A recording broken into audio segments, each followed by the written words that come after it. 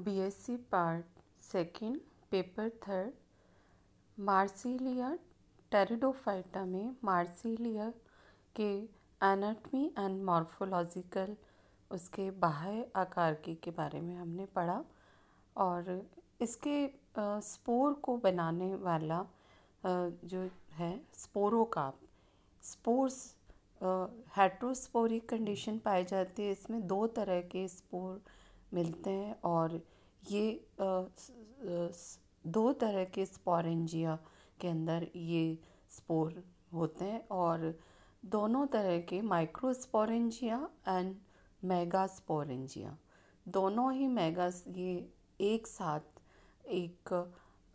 एक स्ट्रक्चर के अंदर और एक दूसरे से ये जुड़े हुए हैं।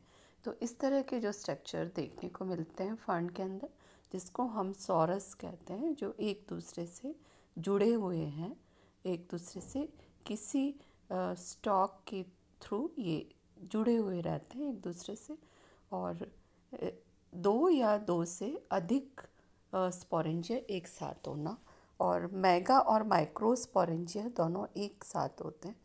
और ये बहुत सारे सॉरस एक स्ट्रक्चर बाइवॉल्व जो दो पार्ट जिसको क्लोज किया जा सकता है एक दूसरे के ऊपर, और इस स्ट्रक्चर के अंदर एक जिलेटिनियस रिंग के अंदर ये सॉरस लगे हुए रहते हैं।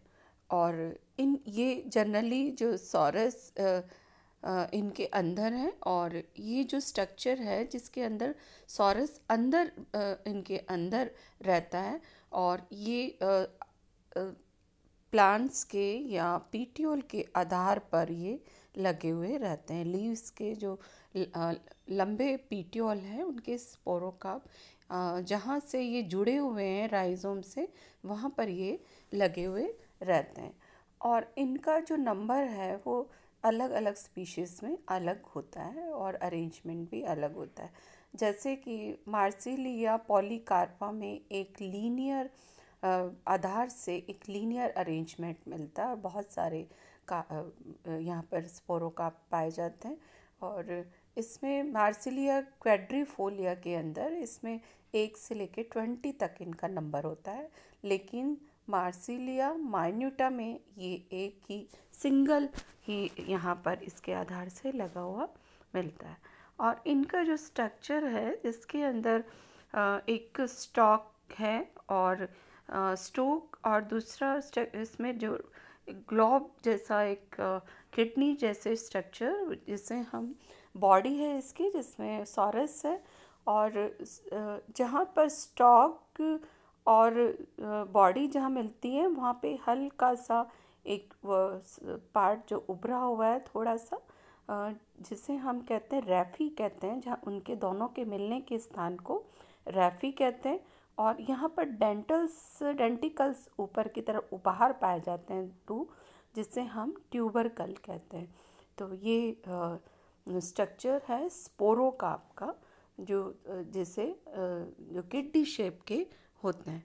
और अब इसके इंटरनल और स्ट्रक्चर को समझने के लिए यहाँ पर पहले तो हम इसकी किस तरह की वॉल इनके पहले हम इसके वॉल के बारे में पढ़ेंगे कि इसमें वॉल कैसी होती है, किस तरह का इसमें स्ट्रक्चर पाया जाता है। ये इसका टीएस है जो स्पोरोकार्प के टीएस के इसमें दिखाए गए हैं कि सबसे अपर जो लेयर है वो थिक क्यूटिकल पाई जाती है। जनरली जो स्पोरोकार्प है वो एज ए सीड के लाइक वर्क करते हैं, जो बहुत सारे साल तक ये रेस्टिंग पीरियड में रहकर और सरवाइव करते हैं कि अनुकूल परिस्थितियों में आने के बाद में ये जर्मिनेट होते हैं, तो इनके स्पोरेंजियम बाहर आते हैं। तो इनको एक तरह से ये ऐसे सीड की तरह करते हैं। तो इनकी जो बाहर की परत है वो क्यूटिकल बहुत थिक वॉल से ढकी हुई है, और एक सिंगल लेयर एपिडर्मिस है, और यहाँ पर इनर साइड में यहाँ पर पैलिसेट या खम्भ उत्तक दिखाई दे रहा है, जो कि 2 लेयर है, और यहाँ पर एयर स्पेस इसके अंदर नहीं पाए जाते। और यहाँ एपिडर्मिस में कुछ घसे हुए स्टोमेटा जो सेल्स हैं वो थोड़ी सी इनलार्ज होके एक स्टोमेटा वहाँ पर बना रही है और स्मॉल सा एयर स्पेस यहाँ पर क्रिएट हो रहा है। और पैलिसेड टिश्यू के नीचे जहाँ पर कुछ थिक वॉल सेल पाई जाती है और कुछ 2 से 3 लेयर यहाँ पर पैरेन्काइमेटस सेल है। तो ये स्पोरोकार्प की वॉल के में टीएस लिया गया है जिसमें ये स्ट्रक्चर दिखाई दे रहे हैं। और हम इसके वास्कुलर सप्लाई, वास्कुलर बंडल को समझने के लिए यहाँ पर इसमें इसका जो स्ट्रक्चर है वो हम VLS वर्टिकल ट्रांसफर सेक्शन के थ्रू इसमें हम समझ सकते हैं कि यहाँ पर एक डॉर्सल जो स्टॉक के थ्रू डॉर्सल वास्कुलर बंडल आ रहा है। और ये जो वास्कुलर बंडल है डॉर्सल अपर साइड में इसके ऊपर की सरफेस से इससे ब्रांचेस निकल रही हैं और ये जो ब्रांचेस निकलती है ये लेटरल बंडल कहलाती हैं। और इनका जो नंबर है वो इनके अंदर उपस्थित सोराइस पर डिपेंड करता है कि उसके अंदर नंबर ऑफ सोराइस इसके अंदर कितने हैं। और ये लेटरल बंडल या इसे कमर्शियल बंडल या संघाई पुल भी कहा जाता है। और ये डिवाइड होकर ये इनमें बायफिड यानी कि एक द्विभाजी हो जाता है। और द्विभाजी जो संरचनाएं जहाँ बन रही हैं वो इनके एंड एक दूसरे के बायफिड द्विभाजी संरचना से ये मिल रही हैं। और जहाँ से ये द्विभाजन होता है वहाँ पर आपको पतली सी जो प्लेसेंटल ब्रांच नज़र आ रही है। और ये जो प्लेसेंटल ब्रांच है ये प्रत्येक प्लेसेंटा या एक जहाँ पर सॉरस लगे हुए हैं उनके बेस पर ये प्लेसेंटा वास्कुलर सप्लाई करते हैं। तो हम वास्कुलर सप्लाई के लिए सबसे पहले इसमें vascular supply first dorsal, dorsal से लेटरल बंडल, लेटरल बंडल या कमर्शियल बंडल ये डिवाइड हो रहे हैं 2 भागों में। और ये 2 भागों में जहाँ द्विभाजन हो रहा है वहाँ पर इनके उस द्विभाजी की पोर्शन पर प्लेसेंटल ब्रांच निकल रही है। और ये बायफिड जो संरचनाएं हैं वो पास वाली संरचनाओं से मिलकर लूप्स बना रही हैं। ये इसकी वास्कुलर सप्लाई होती है। जनरली इनके स्ट्रक्चर को हम समझने के लिए इसमें 3 स्ट्रक्चर हम लोग जनरली 3 सेक्शन हम लेते हैं। और ये स्ट्रक्चर में जिसमें यहाँ पर हॉरिजॉन्टल है ना HLS हॉरिजॉन्टल लॉन्गिट्यूडनल सेक्शन नीचे ये दिखाई दे रहा है कि किस तरह से हम इसका सेक्शन करते हैं कि इसके जो स्टॉक लगा हुआ है उसके हॉरिजॉन्टल और लॉन्गिट्यूडनल सेक्शन लेते हुए ये सेक्शन लिया गया है। 3 सेक्शन के थ्रू हम इस स्पोरोकार्प के स्ट्रक्चर को समझ सकते हैं। HLS हॉरिजॉन्टल लॉन्गिट्यूडनल सेक्शन ये स्क्रीन पर दिखाई दे रहा है जिसमें सोराइस अंदर सोराइस अलग अलग यहाँ पर सॉरस दिखाई दे रहे हैं। और ये एक संरचना इंडोशियम यहाँ पर एक कवर है यहाँ पे 2 से 3 सेल 2 सेल थिक ये एक स्ट्रक्चर यहाँ पर दिखाई इंडोशियम है ये।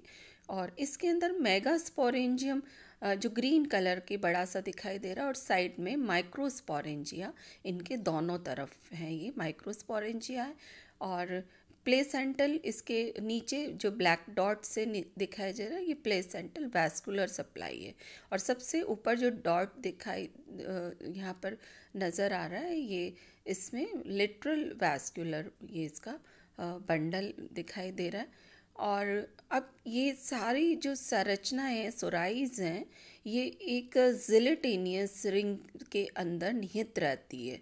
और यहाँ पर ये पूरा जो कवर पूरे सोराइज हैं। एक वॉल के बाद में एक जिलेटेनियस म्यूसिलेज की रिंग यहाँ पर जो प्रोटेक्ट करती है उनको ड्राई होने से बचाने के लिए होती है।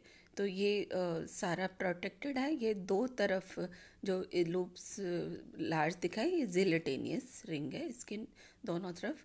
ये है HLS horizontal longitudinal section screen पर दिखाई दे रहा है, जिसमें दोनों ही माइक्रो एंड मेगास्पोरेंजियम दोनों ही इस साथ साथ में है।